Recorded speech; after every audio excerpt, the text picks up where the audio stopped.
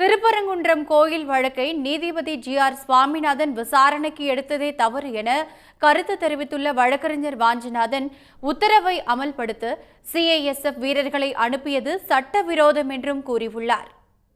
கோயிலுக்கு பழக்கத்துக்கு முரணா கோயில் தலைமை அர்ச்சகர் சொன்னதுக்கு மாறா இன்னொரு இடத்துல எத்தனை இவங்க பிரச்சனை பண்ணுறாங்க.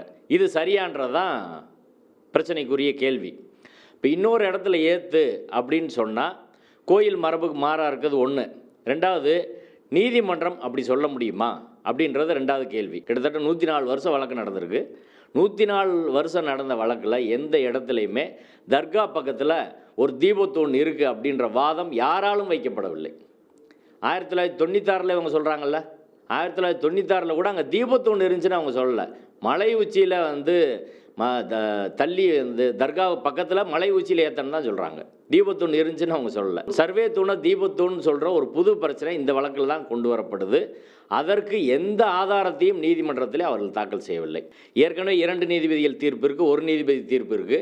அதை மீறி நீதிபதி ஜி.ஆர். சுவாமிநாதன் அவர்கள் இந்த வழக்கை விசாரணைக்கு ஏற்றதே தவறு.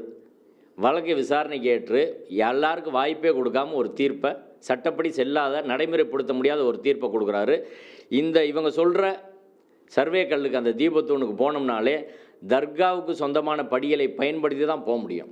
உயர்நீதிமன்றத்திற்கு பாதுகாப்புக்காக வந்த சிஐஎஸ்எஃப் போலீஸை நீதிமன்ற உத்தரவை அமுல்படுத்துவதற்காக வரலாற்றில் முதல் முறையாக நீதிபதி ஜி.ஆர். சுவாமிநாதன் அவர்கள் அனுப்பியிருக்கிறாரு. இது ஒன்றிய அரசின் காவல் படைக்கும் மாநில அரசின் காவல் படைக்குமான மோதலாக அங்கே மாறும் சூழ்நிலை உருவாகி இருக்கிறது. இது அரசியல் சட்டப்படி சரியா அப்படின்றதான் நம்ம கேள்வி. உடனுக்குடன் செய்திகளை தெரிந்து கொள்ள சன் நியூஸ் பெல் ஐகானை கிளிக் பண்ணுங்க.